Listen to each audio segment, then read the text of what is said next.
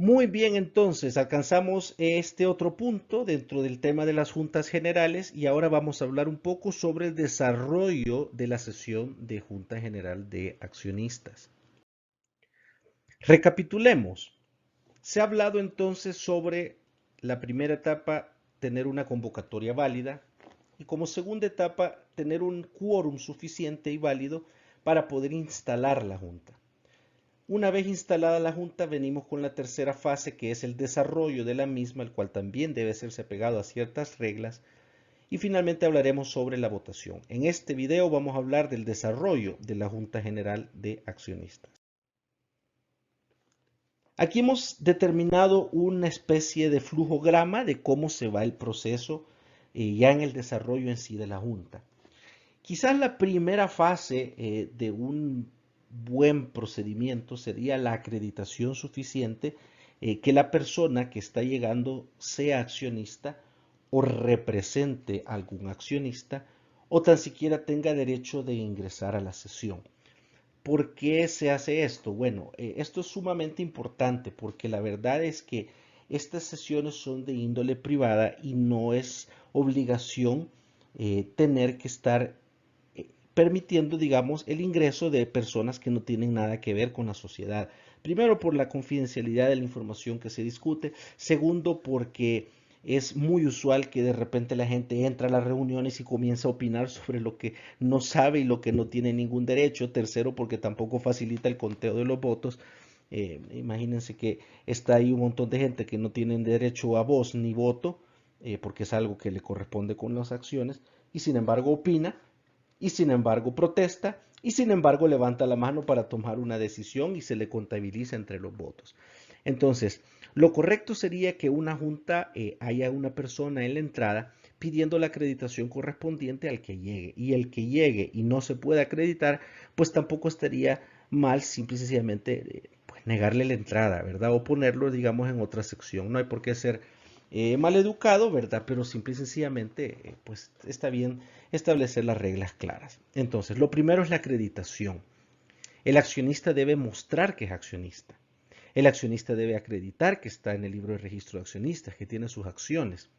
El accionista que no pueda comparecer personalmente debe tener un documento suficiente con el cual se demuestre que aquella persona que ha llegado lo puede representar y que esta persona no se vea dentro de ninguna de las prohibiciones de ley, como veremos a continuación.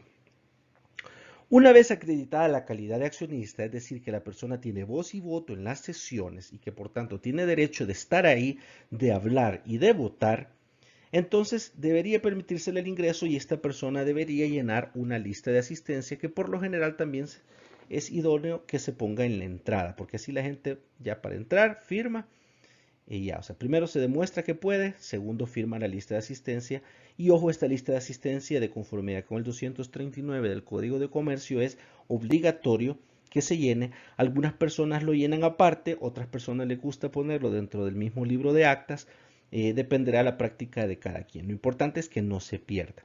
Y esta lista tiene que ser exhibida a todas aquellas personas que la quieran ver antes de que inicie la sesión o por lo menos antes de la primera votación, porque también es un mecanismo de control nuevamente que el que está ahí presente tiene derecho de votar y un mecanismo de control para determinar si en efecto está la cantidad de personas que deben estar. Esto no lo dice el Código de Comercio, pero, no, pero también por transparencia yo creo que sería muy recomendable que los accionistas tengan la información de los porcentajes que representa cada quien, si los quórum, etcétera. Aunque generalmente esta labor de verificación la suele hacer el mismo, la gente que está haciendo la junta, el secretario o pues el abogado que los está apoyando. Suscrita la lista de asistencia, pasamos al siguiente punto que es la verificación de quórum. Esto generalmente lo hace el secretario de sesión, como les decía, o el abogado, y lo único que consiste esto es en un conteo, ¿verdad? Llegada la hora de la primera convocatoria, por ejemplo, es en un conteo, o la segunda, o la que sea, para ver si están las acciones que deben estar presentes o representadas, tal y como hemos visto en el video anterior que se habla sobre la instalación del quórum. O sea, es una ordinaria de primera fecha, está la mitad más uno. No. Ah, ok. Entonces no hay quórum suficiente, no puede instalarse. ¿Llegó la mitad más uno? Sí. Ah, ok. Entonces sí se puede instalar. Estamos hablando de una extraordinaria en primera convocatoria. Ok, ¿llegaron las tres cuartas partes del capital social? Sí, ok. Entonces si hay quórum suficiente, se puede dar inicio a la sesión, ¿verdad? Entonces esto es simple y sencillamente el punto de partida de la sesión correspondiente o la decisión de decir, mire, se suspende, vámonos a segunda fecha o a tercera fecha, ¿verdad? Bueno, verificado entonces el quórum y supongamos que sí pasó el filtro, que están las acciones que tienen que estar a nivel suficiente para poder instalar la sesión, entonces procedemos a la instalación de la sesión. ¿Y en qué consiste la instalación de la sesión? Bueno, simplemente llamar la atención de todo, ¿verdad? Y tomar la primera decisión de la tarde, que es nombrar al presidente y secretario de debates. Por lo general, el que ejerce el rol de presidente y secretario de la sesión o de debates suele ser la misma persona que ejerce el rol de presidente de la junta directiva y secretario de la junta directiva. Eh, en el pacto social se puede establecer también, no sé si se recuerdan, uno de los ejemplos que vimos en clases anteriores de unas de las escrituras muestra que pusimos, que en el pacto social se decía, bueno, el presidente de la junta directiva también será el presidente de la junta general y el secretario de la junta directiva también será secretario de la junta general, ¿verdad? Es como una especie pues de poner un límite o un mecanismo a las discusiones que se dan. Sin embargo, la decisión de determinar quién va a fungir como presidente o secretario de debates finalmente es una decisión de la Junta General de Accionistas. Es decir, que ellos perfectamente pueden nombrar y ratificar que sea el presidente y secretario de la Junta Directiva el que desempeña el mismo rol de presidente y secretario de debates, o perfectamente podrían nombrar a otras dos personas para que desempeñen ese rol. Eso es algo que los accionistas tendrán a su libre voluntad, porque nuevamente son el órgano supremo de la sociedad y pueden decidir lo que quieran, ¿verdad? Habría que ver cómo se interpreta si en el pacto social ya se establece quién será presidente y secretario de debates, si es algo que la misma Junta podría ocasionalmente determinar de otra manera. Me daría la lógica que no, me daría la lógica que ya es algo que está en el pacto social, pero en el caso donde no lo determine el pacto social, lo más probable es que se pueda nombrar a quien se quiera. ¿Y cuál es la importancia de nombrar al presidente y secretario de debates? Bueno, la importancia de esto es que el presidente de debate es el que va a dirigir la discusión, ¿verdad? Y eso sí tiene una relevancia porque es la persona que da la palabra, que quita la palabra y que lleva el orden de la discusión y de la agenda. Y el secretario, la importancia que tiene porque es la persona responsable de tomar nota o tomar los apuntes de la respectiva sesión y que queden bien pues las minutas, las respectivas constancias, las actas. También la importancia es que el acta de la sesión no la firman todos los accionistas, ni todos los presentes, solo la firman el presidente y el secretario de debate, o también la firman aquellas dos personas que los accionistas establezcan. Es decir, si usted va como accionista a una sesión, no se quede pendiente de firmar el acta porque no le toca firmarla. Tampoco exija firmar el acta porque no le toca firmarla. Usted solo firma la lista de asistencia y ya lo demás, en cuanto al acta, a quien le corresponde firmarlo por ley es al presidente y secretario de debates. Entonces, es ahí la primera decisión, que es dar por instalada la Junta y nombrar al presidente y secretario de debates. Ok. Como les decía, y tal como se mencionó en el 239, otra obligación es la exhibición de la lista de las acciones presentes. Esto para efecto de que todos los demás accionistas tengan pleno conocimiento de si hay o no los requisitos de quórum y no solo le crean al encargado de la organización, sino que lo puedan verificar con sus propios ojos. ¿Hay quórum suficiente? Sí hay. ¿Quiénes están? ¿Cuántos representan? ¿Están presentes? ¿Están representados? Listo.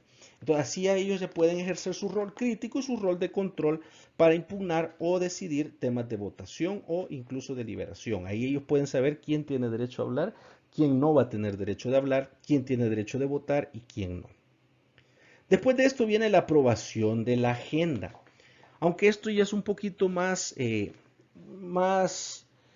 forma porque ya hubo una publicación, sin embargo puede darse el caso, como mencionamos anterior, que hay un caso que no haya habido convocatoria previa y que ahí esté reunido el 100%, en cuyo caso esto tiene que operar por unanimidad.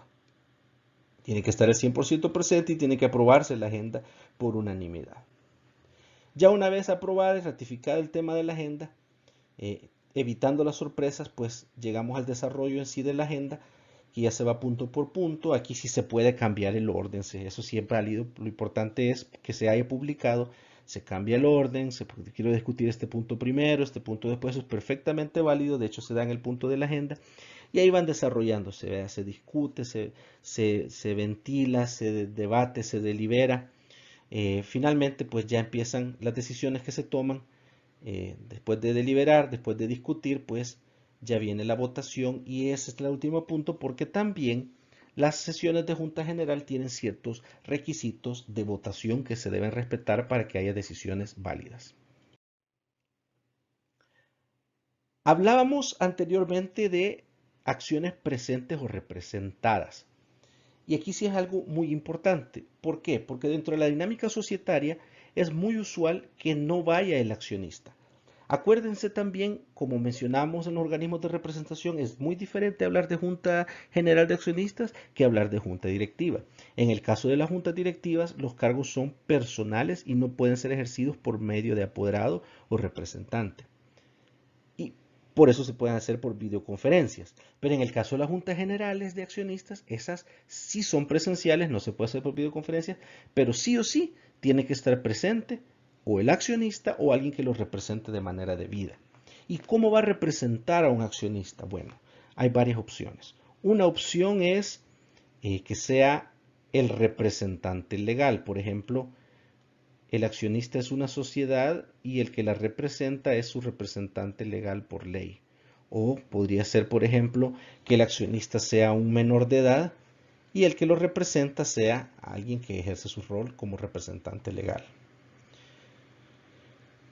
¿Qué era otro caso? Bueno, podría ser un apoderado, ¿verdad? Podría ser alguien, ¿verdad?, que tenga un poder especial para esto y que vaya a la sesión con la capacidad suficiente para tomar decisión y hablar en nombre del accionista.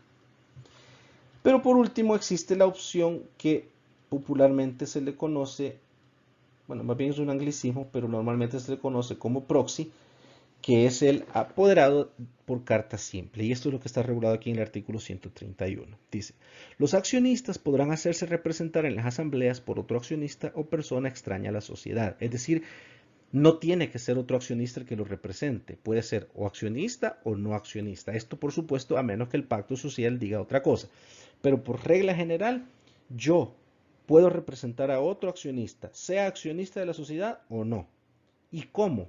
Bueno, dice, la representación deberá conferirse en la forma que prescriba la escritura social y a falta de estipulación por simple carta. ¿Qué quiere decir esto? Que el pacto social puede decir, para representar a un accionista se tiene que ser accionista. Eso me lo puede restringir y si lo hace, ahí ya no hay más que hacerme representar por otro accionista. El pacto social puede decir también, lo podrá representar, pero para eso tiene que presentar un poder certificado por notario, un poder otorgado ante notario, perdón. Un poder otorgado en documento privado autenticado, un documento otorgado en escritura pública, un documento otorgado ante 3 testigos. El pacto social podría poner la cantidad de limitaciones y formalidades que quisiera y estas tendrían que respetarse. Pero al guardar silencio el pacto social, la ley nos permite que la representación sea por simple carta, es decir, basta una carta dirigida a la sociedad donde el accionista dice, mire, señores sociedades, para la Junta General de tal fecha yo designo a fulano como mi representante. Y aquí surge la primera pregunta. ¿Y esta carta tiene que ser notarizada o no? Pues mire, la ley en realidad no lo define. Pero si no viene notarizada, no hay manera de cerciorarse que en efecto la persona que firmó es verdaderamente la persona que firmó. Aquí por supuesto juega rol qué tan hostil va a ir usted a la sesión. Porque si usted va a una sesión amigable donde todos se conocen, donde nadie se complica, pues mire, es muy probable que la interpretación por simple carta se lo interpreten como la muy carta, sin necesidad de auténtica notarial. Sin embargo, para no arriesgarse y si de repente es una sesión donde va a haber pleito, que es hostil o de repente es una institución muy formal, entonces lo mejor, la verdad, que nada pierde, ¿verdad? Con autenticar por notario la carta y así va más seguro a la sesión y así nadie le niega la entrada y participa adecuadamente. La ley no lo dice, pero tampoco eh, es algo muy descabellado que lo vayan a pedir porque de no venir notarizada, pues tampoco hay manera de cerciorarse que es una carta legítima y que por ende se le van a respetar los derechos y las decisiones a la persona eh, que se está representando. Ahora bien, con este tema de la representación también hay ciertas limitaciones, tampoco es así por así. Por ejemplo, hay una prohibición de representación, la cual vamos a titular para estos efectos, prohibición de representación número 1. Dice el 131. No podrán ser representantes de acciones, ¿verdad? Los administradores ni el auditor de la sociedad. O sea que ningún miembro de la junta directiva puede representar las acciones de otra persona. Tampoco el auditor puede representar las acciones de otra persona. Es decir, mira, fíjate que voy a ir a la sesión, perfecto, y yo soy vocal de la junta directiva y mira, ahí me dieron la representación, la carta. No, yo como miembro de la junta directiva, como administrador único o como auditor de la sociedad, yo no puedo representar las acciones de nadie.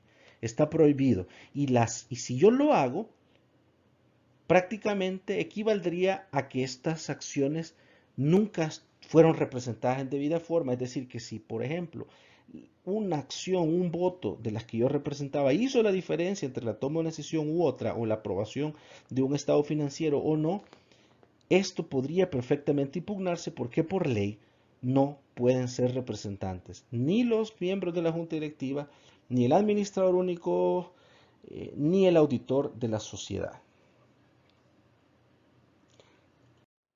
Prohibición de representación número 2. Tampoco podrá representar una sola persona más de la cuarta parte del capital social. Es decir, yo no puedo representar más del 25% de acciones ajenas. ¿Sí?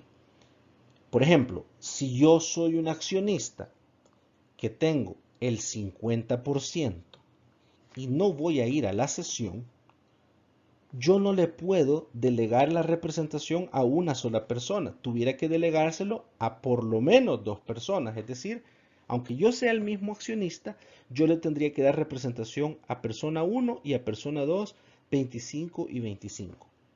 ¿Qué tal si yo tengo el 60%? Exactamente igual.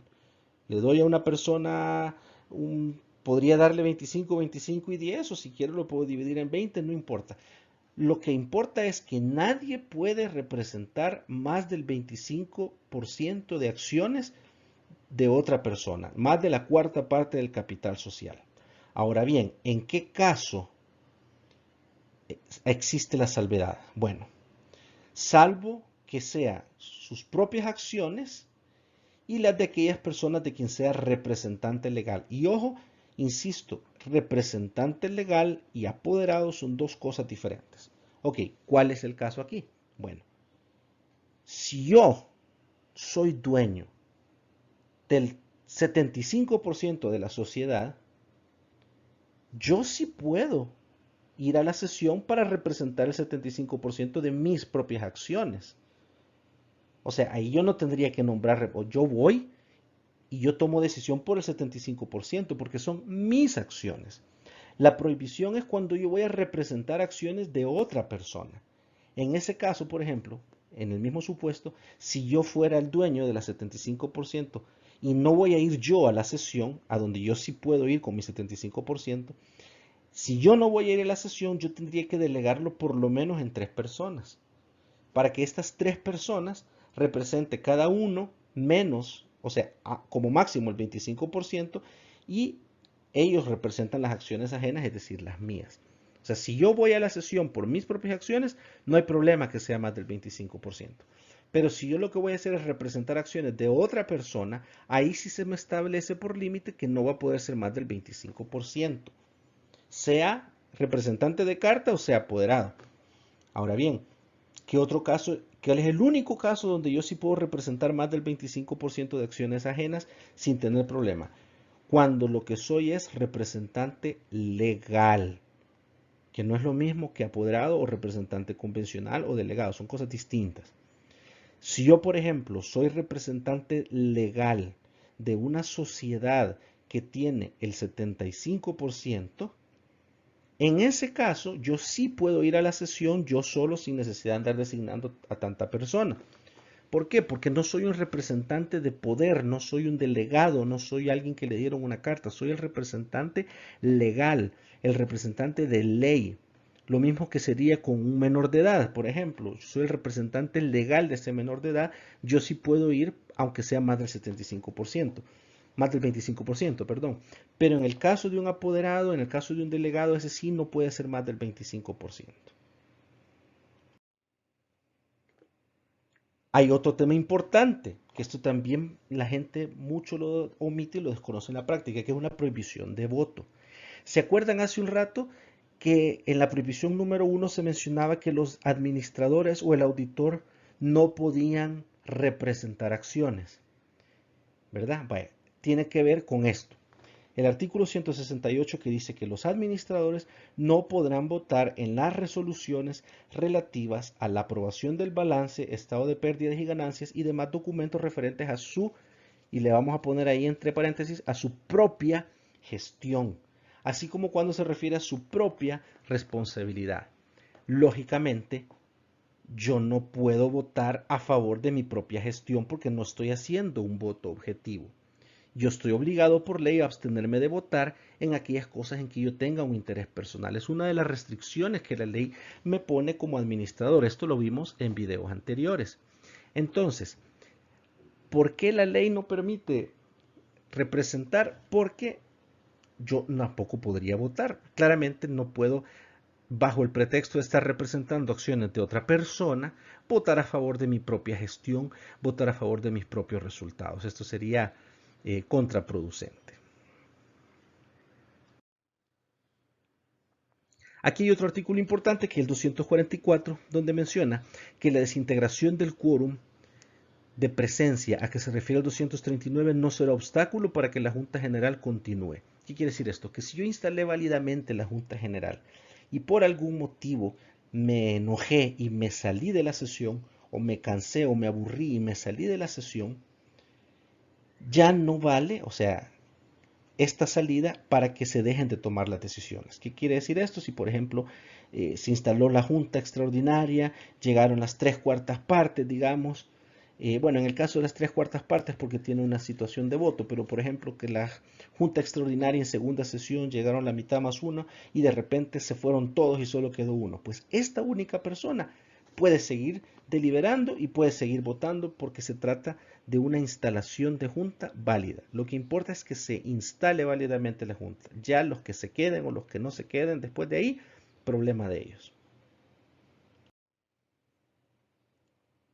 Finalmente, con cada sesión pues se hace un acta que, como mencionamos, la firmaba el presidente y secretario de debates. Esta acta puede ser ya sea en los libros de actas de la sociedad o puede ser ante protocolo de notario en el caso que no existe el libro de actas o que no haya uno disponible. Los protocolos de notario pues los legaliza la Corte Suprema de Justicia y en el caso de los libros de actas, quien los legaliza es o el registro de comercio o un auditor externo. Dice el 246, las actas de las juntas generales de accionistas se sentarán en libros respectivos y deberán ser firmadas por el presidente y el secretario de sesión o, dice, por dos de los accionistas presentes a quienes la propia junta le haya comisionado al efecto. Finalmente, el 246 establece que cuando el acta no pudiera sentarse en el libro respectivo, el desarrollo de la sesión se sentará en el libro protocolo de un notario, dejando constancia de la causa que ha imposibilitado el asiento en el libro de la sociedad. Y el artículo pues es más largo, tiene una serie de restricciones y de requisitos. Le invito por favor que lo procedan a leer, pero quien más debe estar enterado de esto es el notario. Lo importante es que sepan que por el hecho que no hay un libro de actas disponible o que se me agotaron las hojas, no es impedimento para que yo celebre un acta, una sesión de asamblea, porque o bien puedo mandar a autorizar un nuevo libro, o bien puedo mandar a autolegalizar más hojas, o bien puedo mandar a hacerlo ante un notario. Con esto finalizamos pues este video y continuamos ya con el último de la tarde.